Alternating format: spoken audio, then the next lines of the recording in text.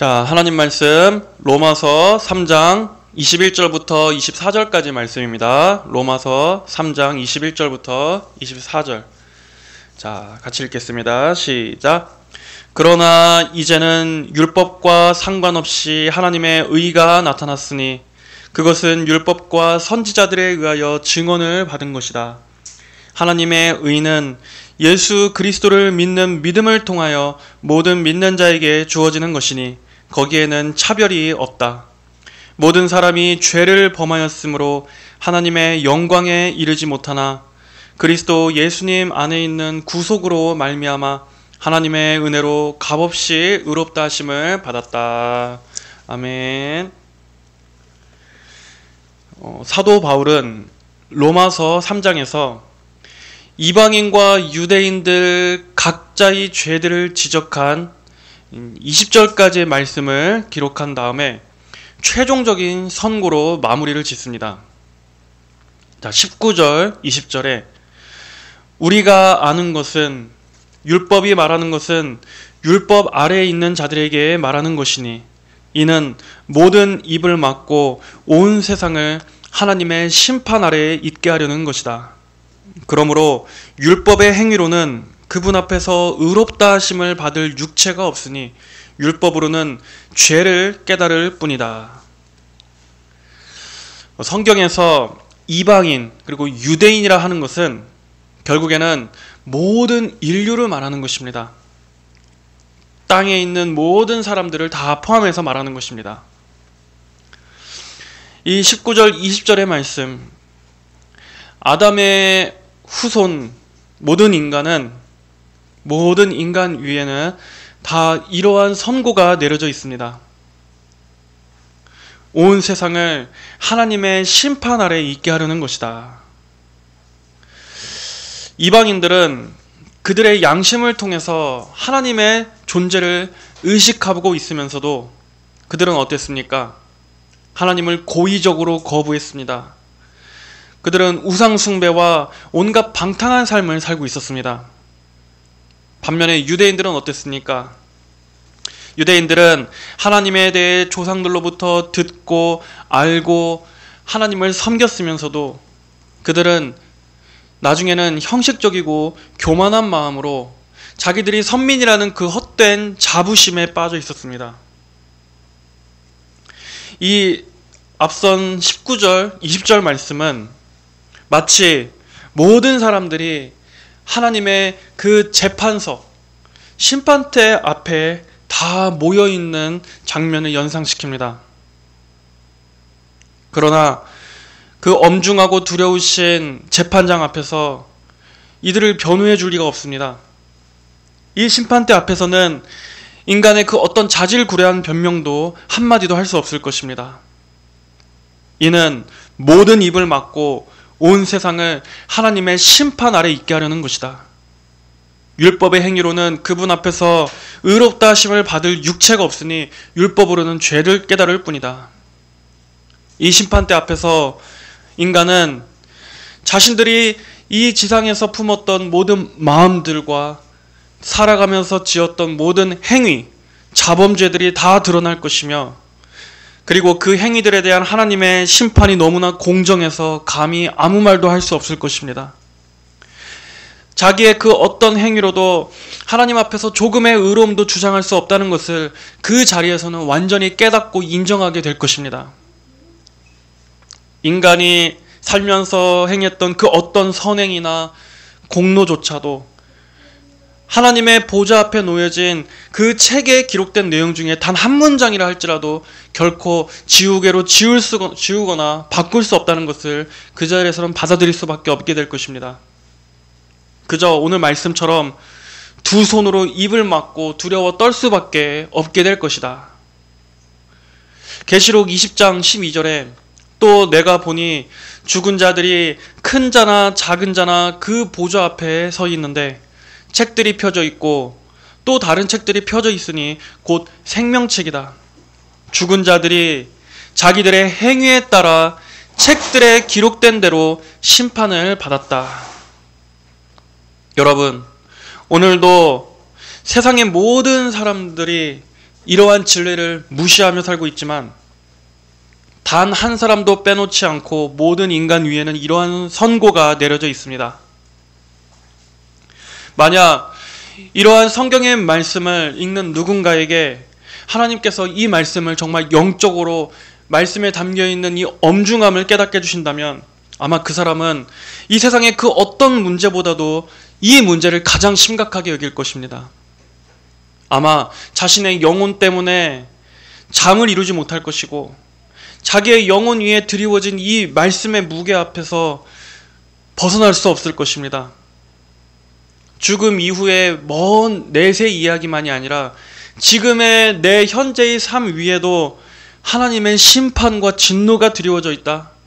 이 사실을 생각하면 아마 그 사람은 이 문제가 해결되지 않는 이상 내가 이 세상에서 내 인생을 위해 그렇게 많이 수고하고 노력하며 또 장래에 멋진 계획을 설계하는 것이 다 무슨 소용이겠는가 하는 그러한 생각이 들 것입니다. 이렇게 이 문제는 모든 인간이 동일하게 처해 있는 상황입니다. 무엇이 우리의 영혼을 이 상태로부터 구원해 줄 수 있겠습니까? 죄와 저주로부터 그리고 율법에 의한 그 예비된 심판과 사망 형벌로부터 무엇이 우리를 구해 줄 수 있겠습니까? 인간이 구원을 받으려면 하나님의 그 완전하신 의의 의를 만족시켜야 합니다. 더 쉽게 말하자면 여기서 의는 인간이 완벽하게 올바르게 살아야 한다는 것입니다. 하나님의 계명들, 가장 압축한다면 10계명이라고도 할 수 있죠. 하나님의 그 율법의 계명들을 우리가 완벽하게 지키면 사람은 자기의 행위로 구원을 받을 수 있습니다. 그 완벽은 어느 정도의 완벽입니까? 하나님께서 성경에 금하신 모든 것들을 철저하게 단 하나도 불순종하지 않고 하나님께서 금지하신 모든 것들을 철저하게 지키는 것입니다. 그런데 단 하나라도 불순종하면 안 됩니다. 인간이 태어나서 죽을 때까지 단 하나라도 하나님께서 금하신 것들을 절대 해서는 안 되고 행위뿐만 아니라 마음과 생각으로도 순종해야 합니다. 그리고 하나님께서 금지하신 명령만 지키면 되느냐? 하나님의 율법을 순종한다는 것은 하나님께서 금하신 것만 하지 않는 것이 아니라 율법의 적극적인 측면, 즉 하나님께서 하라고 행하라고 말씀하신 것 또한 일평생 단 한순간도 1분 1초라도 단 1.1핵이라도 어긋남 없이 완벽하게 죽을 때까지 지켜야 하는 것입니다. 이것이 하나님의 계명을 지키는 것입니다. 그리고 그것이 하나님께서 보시는 올바름이고 의입니다. 여러분이 만약에 그렇게 행할 수 있다면 여러분은 여러분의 의로 천국에 갈 수 있을 것입니다. 하지만 누가 그럴 수 있겠습니까? 이 세상에 아담 이래로 누가 그러한 완전한 의를 지킬 수 있겠습니까? 완벽한 순종은 우리는 애초부터 불가능할 뿐더러 우리는 아담의 후손으로 태어나기 때문에 이미 원죄가 있는 상태이기 때문에 출발부터 하나님께서 원하신 그 창조 목적의 표적에서 벗어나 있는 상태입니다. 인간은 도저히 행위로는 하나님의 의를 만족시킬 수 없는 존재입니다. 그런데 그렇게 하나님의 의를 만족시킬 수 없는 우리가 그분의 보좌 앞에 섰을 때 우리가 그렇다면 범죄한 상태, 율법의 범죄한 상태로 드러나게 될 텐데 그렇다면 도대체 인간은 어떻게 심판으로부터 피할 수가 있겠습니까? 자, 그러나 오늘의 본문인 21절은 이렇게 말씀합니다. 21절에 그러나 이제는 율법과 상관없이 하나님의 의가 나타났으니 자, 분명히 앞선 구절에서는 모든 사람들이 율법의 그 계명의 근거에서 하나님의 심판대 앞에 범죄한 자로 드러나 자기의 의로움을 결코 항변할 수 없을 만큼 인정할 수밖에 없을 만큼 모든 입을 막고 두려워 떨 수밖에 없는 그러한 상태였는데 자, 그러나 이제는 율법과 상관없이 하나님의 의가 나타났으니 라고 말씀하고 있습니다. 많은 신학자들이 이 21절에 그러나 이제는 이라는 구절이 로마서 전체 중에서 가장 위대한 전환점이라고 강조합니다. 그러나 이제는 위대한 전환점. 여러분, 이것은 그 율법의 정죄 아래 있던 자들에게, 그 어둠 아래 있는 자들에게 저 멀리서부터 구원의 서광이 비치는 말씀입니다. 구원의 빛이 비춰오는 말씀입니다. 우리 인간의 영원한 운명이 바로 여기, 이 그러나 이제는 여기에 의해서 전환점을 맞게 되는 것입니다. 그 영국의 마틴 로이드 존스 목사님은 로마서 강해 설교를 처음부터 끝까지 약 13년에 걸쳐서 한 366번 정도를 설교했습니다. 13년에 걸쳐서 로마서 한 책을 360회 이상이나 설교를 했다. 우리나라에서도 14권짜리로 로마서 강해가 책으로 나왔었죠. 그런데 자, 강해 설교인데 특이하게도 1권의 첫 번째 장을 로마서 1장 1절로 시작하는 것이 아니라 어디에서부터 시작했느냐? 로이드 존스 목사님은 로마서의 오늘의 이 3장 21절을 로마서 강해 첫 권을 3장 21절에서 시작했습니다. 그 이유에 대해서 로이드 존스 목사님은 뭐라고 말씀하셨느냐? 이렇게 말했습니다. 어떤 분은 왜 1장에서부터 시작하지 않았냐고 의문을 가지실 겁니다. 그것은 필자가, 즉 로이드 존스 목사님 자신이 로마서의 심장이라고 할 수 있는 곳으로 단숨에 나아가고 싶어 견딜 수 없었기 때문입니다. 라고 말했습니다. 로마서의 심장이라고 할 수밖에 없는 이 로마서 3장 21절의 로마서의 심장과 같은 곳이기 때문에 여기로 바로 단숨에 나아가고 싶어서 견딜 수 없었기 때문에 그만큼 이 중요한 3장 21절부터 로마서 강해의 첫 진입을 시작할 수밖에 없었다 라고 말한 것입니다. 여러분, 왜 복음이 이처럼 가슴이 너무 벅차서 빨리 나아가고 싶어 견딜 수밖에 없을 만큼 중요한 소식입니까? 왜 복음이 중요합니까? 바로 오늘처럼 복음이 율법의 정죄 아래에 있는 모든 사람에게 있어서의 유일한 구원의 소식이 되기 때문입니다. 그러나 이제는 율법과 상관없이 하나님의 의가 나타났으니, 자, 율법과 상관없이라고 해서 우리가 오해해서 안 되는 것은 이제 더 이상 율법은 쓸모가 없어졌다, 율법은 더 이상 쓸모가 없어졌다라는 말이 아닙니다. 보통 이 세상의 모든 종교의 그 성격은 인간이 올바로 살아야 천국에 간다고 믿습니다. 모든 종교가 다 그렇습니다. 인간의 자력 구원과 행위로, 나의 어떤 종교적 행위로 천국에 가고 구원을 받는다라고 말합니다. 자, 그런데 여기서 말하는 이 율법과 상관없이라는 말은 무슨 뜻입니까?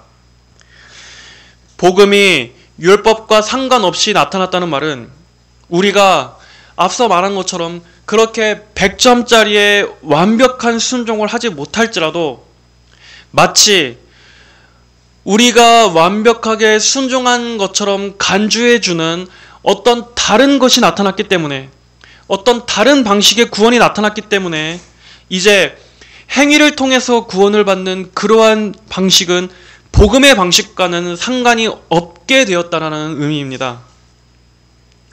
우리는 순종할 수 없지만 마치 우리가 순종한 것처럼 간주해주는 어떤 다른 것이 나타났기 때문에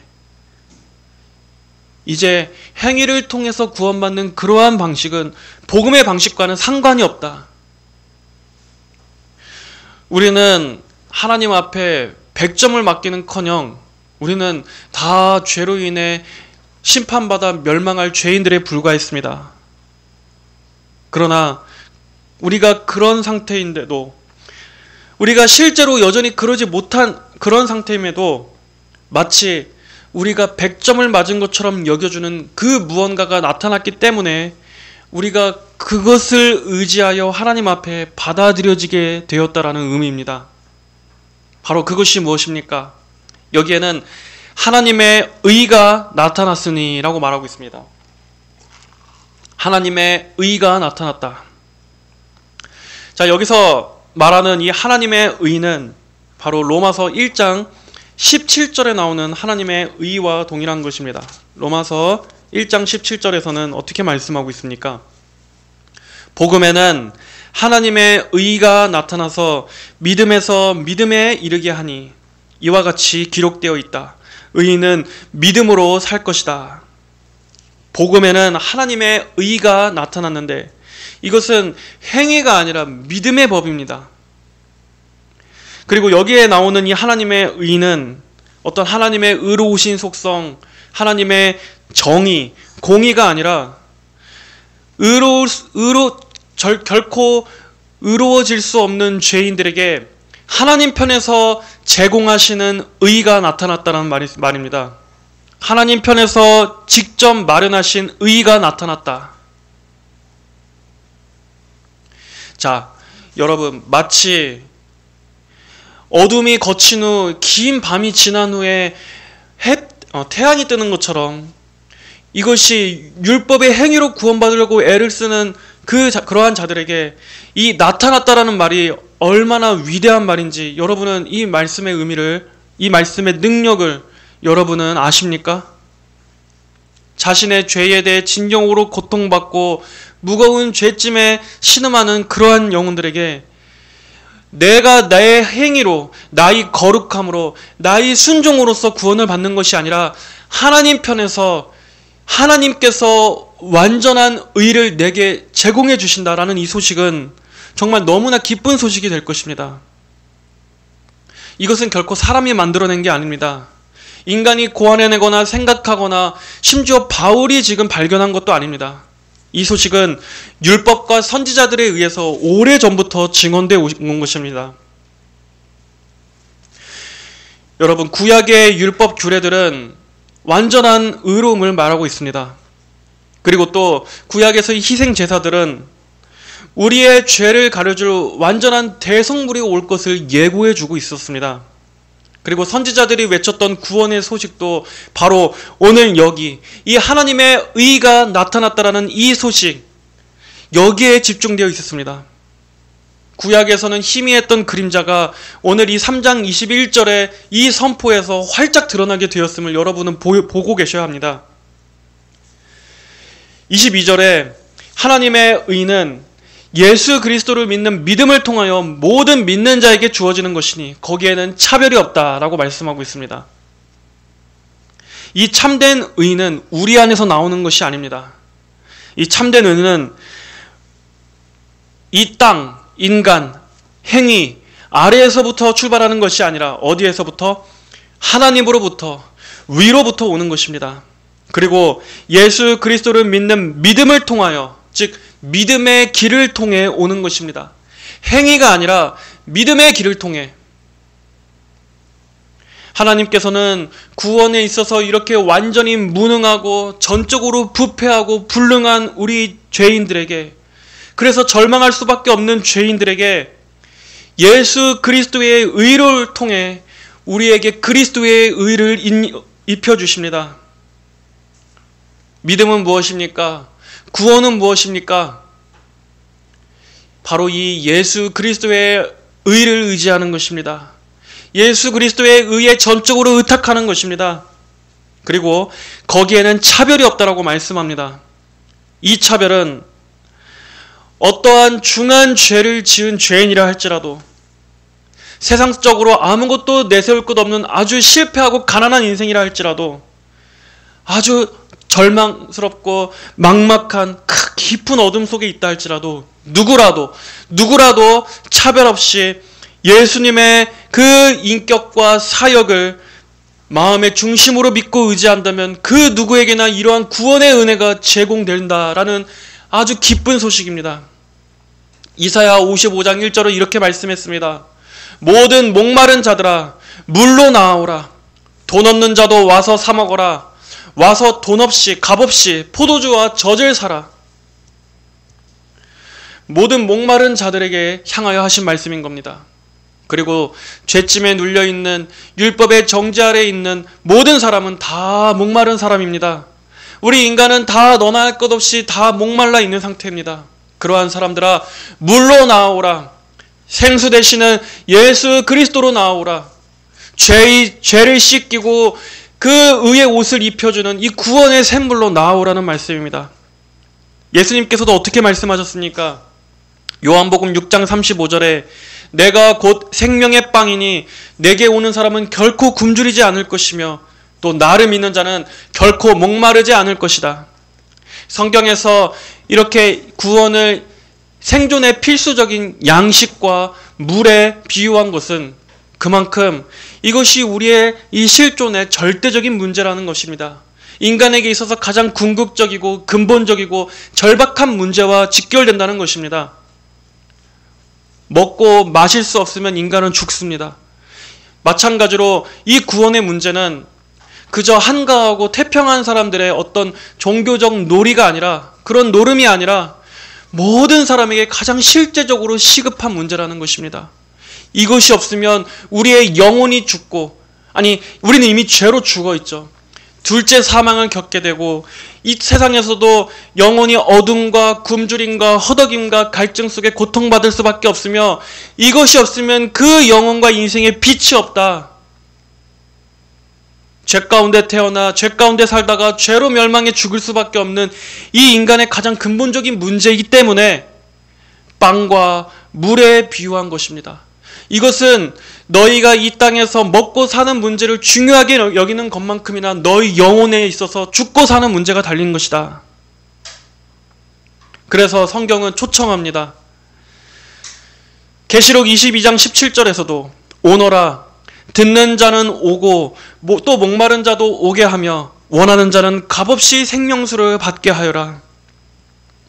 모든 죄인은 다 영혼이 굶주리고 해결할 수 없는 갈증에 허덕이고 있습니다.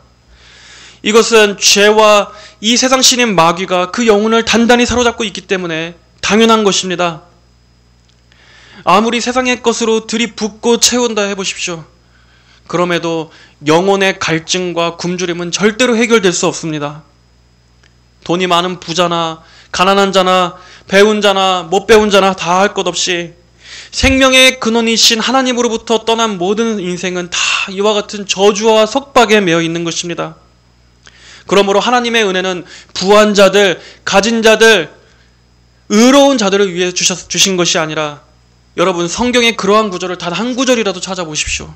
하나님의 은혜는 바로 이러한 굶주린 자들, 불구자들, 절망스럽고 다리가 불능이라 나아갈 수 없고 눈이 보이지 않아서 볼 수 없고 말할 수 없고 듣지 못하고 아무것도 가진 것이 없는 바로 이러한 굶주린 자들, 영적인 굶주림과 가난과 파산 속에 처해 있는 자들을 위해 주신 것입니다. 예수님만이 이 문제를 해결하실 수 있는 유일한 분이십니다. 해결책은 오직 예수님께만 있습니다. 오늘날에도 하나님을 믿는다고 하는 종교는 많습니다. 그들은 각자가 다 믿는 길이 다를 뿐 모두가 사실은 다 같은 하나님이란 이 위대한 큰 신을 섬긴다라고 말합니다. 산의 정상으로 오르는 길은 여러 코스가 있지만 결국에는 하나의 정상에서 만나는 것처럼 우리가 각자 길로 위로 올라가다 보면 결국에는 그 끝에 한 하나님을 모시고 있는 것이다. 그리고 심지어 기독교 내에서도 이러한 주장들에 동조하는 사람들이 많지 않습니까? 하지만 오늘의 22절 말씀은 결코 그렇게 말씀하고 있지 않습니다. 하나님의 의가 어떻게 주어지냐? 각자의 양심대로, 각자의 선한 행실대로, 가톨릭 교황이 말한 것처럼 자기가 선하다고 옳다고 추구하는 것들을 자기 양심대로 믿고 거기에 충실되게 살면 하나님의 의가 주어질 것이다. 22절의 말씀을 분명히 봐보십시오. 하나님의 의는 예수 그리스도를 믿는 믿음을 통하여 모든 믿는 자에게, 그리스도 없이 각자의 모든 믿음이 아니라 예수 그리스도를 믿는 믿음을 통하여 모든 믿는 자에게 주어지는 것이니 오직 믿는 자에게만 주어지는 것입니다. 예수 그리스도를 믿는 믿음을 통하여. 사도행전 4장 12절에서는 다른 이에게서는 구원이 없으니 천하에 하늘과 땅에 구원받을 수 있는 다른 이름을 우리에게 주신 일이 결코 없다라고 말씀하고 있습니다. 여러분, 이 사실을 생각할 때 너무나 과분하지 않습니까? 너무나 감사하지 않습니까? 우리 역시도 하나님의 은혜가 아니었다면 이 세상의 그 멸망으로 가는 수많은 갈림길 중에 어느 길에 우리가 빠져 있을지 어떻게 합니까?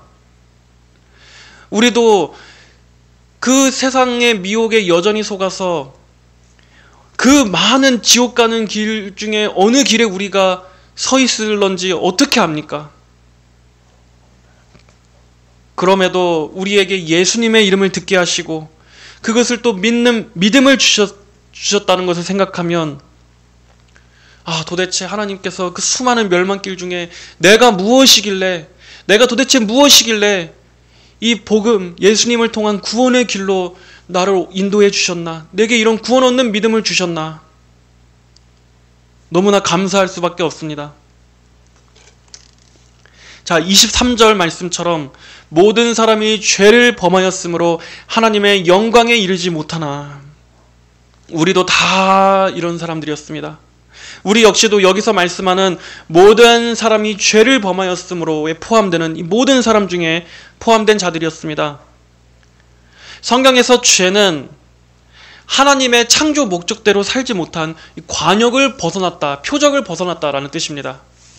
마치 우리가 어떤 화살을 쏘거나 다트를 던지거나 할 때 그 타겟이 있지 않습니까? 그 표적의 가장 정중앙이 바로 하나님의 말씀에 순종하고 하나님을 사랑하고 이웃을 사랑하는 이 율법의 계명들에 정확히 완벽하게 순종하는 그 삶, 그리고 하나님을 예배하고 찬양하기 위해서 지음받은 그 창조 목적대로 사는 것이 바로 그 타깃 가운데 중앙 100점이라면 하나님은 우리가 그러한 목적으로 살아가도록 창조하셨지만 죄로 인해서 우리는 마치 그 화살이 표적에서 완전히 빗나간 것입니다. 죄라고 하는 이 히브리어 하마르티아는 표적에서 벗어났다, 완전히 벗어났다, 어긋났다 라는 뜻입니다. 죄가 그런 것입니다. 그런데 하나님께서 창세 전부터 우리가 감히 이해할 수 없는 그 하나님의 계획 가운데 하나님께서 우리의 구원을, 우리를 선택하시고 우리를 아시고 우리를 예정하셔서 복음으로 불러주셨습니다. 그리스도 안으로 불러주셨습니다. 그리고 그리스도를 믿는 믿음을 주시고 우리의 더러운 죄악의 옷을 그리스도의 십자가 보혈로 씻어 예수 그리스도의 의라는 새 옷을 입혀주셨습니다. 여러분, 이러한 일들이 너무나 얼마나 놀라운 일입니까? 24절의 말씀을 다 같이 한번 읽어보겠습니다. 그리스도 예수님 안에 있는 구속으로 말미암아 하나님의 은혜로 값없이 의롭다 하심을 받았다.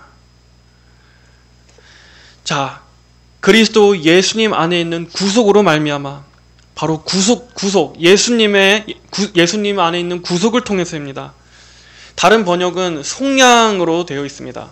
자, 여기서 구속 또는 속량은 노예였던 자들을 값주고 사서 이제 그 노예의 신분에서 해방시켜 줄 때 사용된 용어입니다. 이것은 영적으로 어떤 의미겠습니까? 죄와 저주와 이러한 사망 권세, 율법의 정죄 아래 얽매여 있던 인간을 예수님께서 값을 주고 우리를 그 노예의 신분에서 사슬을 풀어줘 완전한 자유인의 신분으로 만들어주셨다라는 것입니다.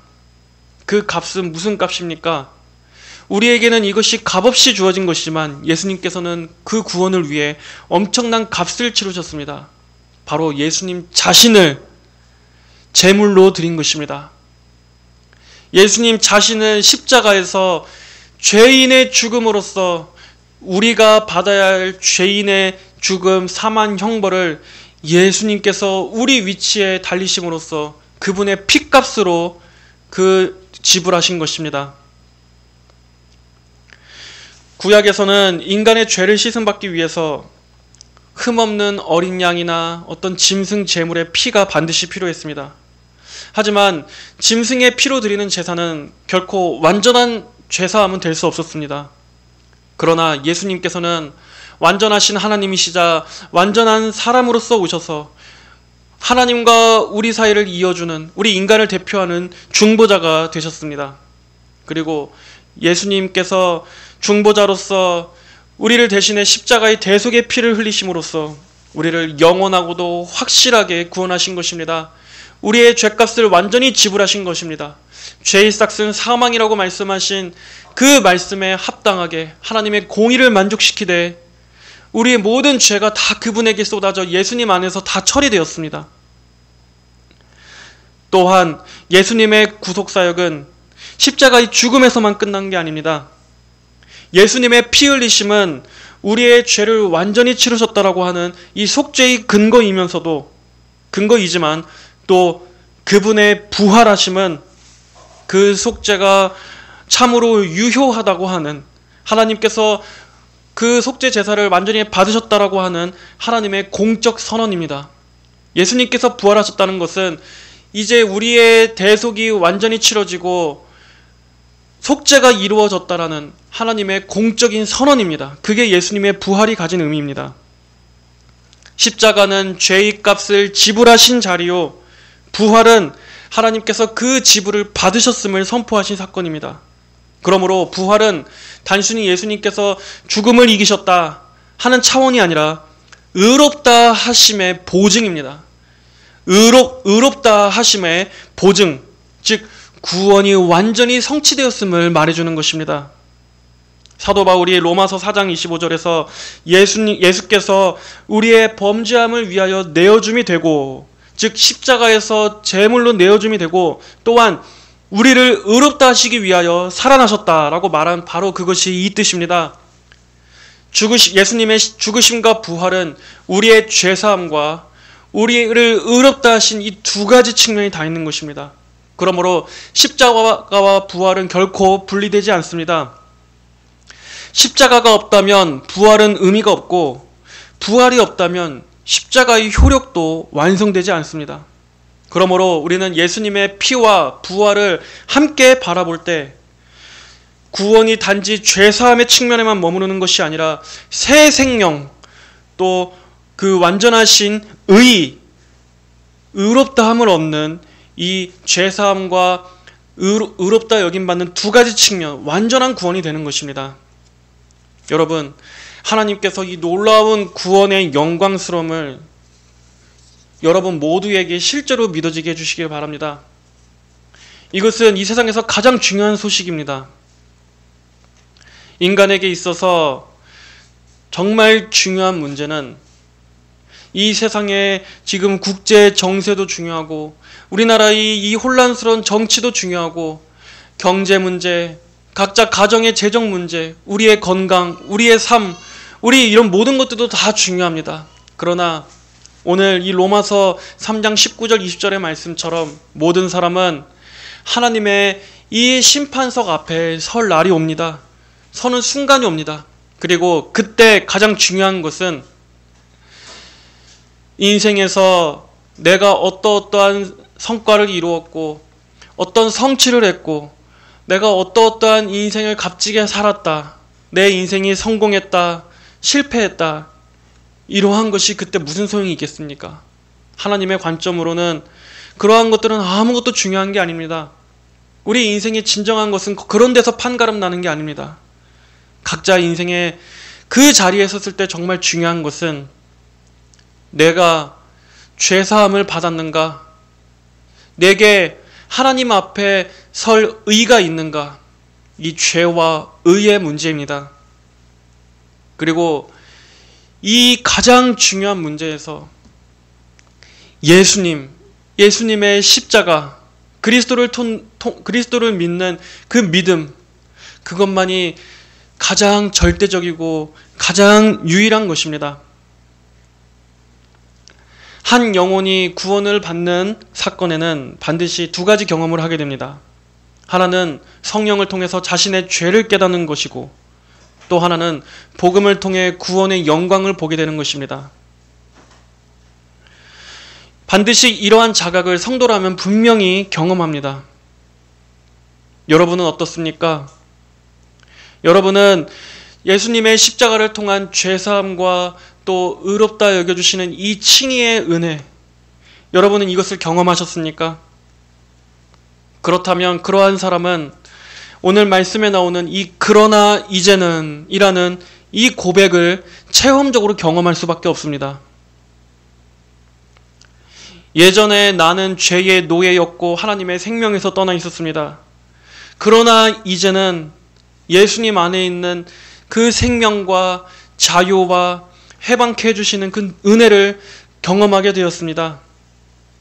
예전에 저는 죄 가운데 방황하며 허덕이고 모든 갈증 가운데 그렇게 굶주린 정욕의 노예였습니다.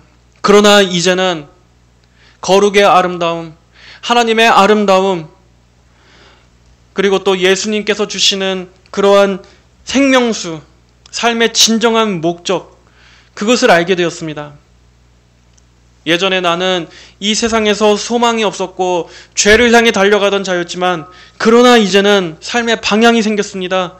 내가 최종적으로 안착할 그 종착지가 어디인지 분명히 알게 되었습니다. 그리고 나는 이 땅이 아니라 저 천국에서 누릴 참된 평안과 안식을 사모하며 오직 거기에만 나의 소망을 두며 살아가게 되었습니다.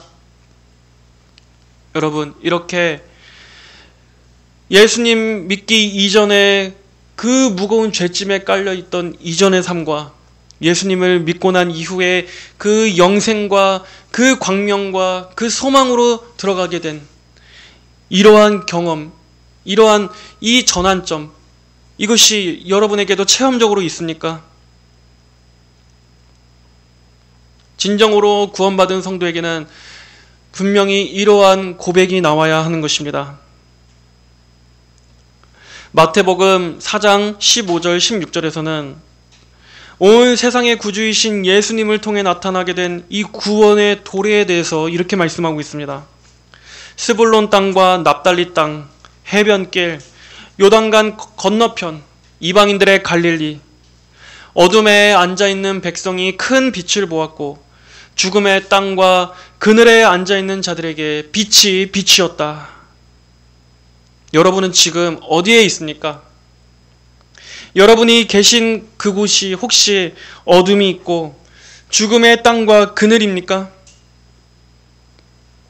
그렇다면 여러분, 오늘의 이 본문 말씀을 믿음으로 받으십시오. 그러나 이제는 율법과 상관없이 하나님의 의가 나타났으니 그것은 율법과 선지자들에 의하여 증언을 받은 것이다.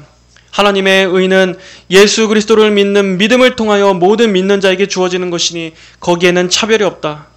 모든 사람이 죄를 범하였으므로 하나님의 영광에 이르지 못하나 그리스도 예수님 안에 있는 구속으로 말미암아 하나님의 은혜로 값없이 의롭다 하심을 받았다.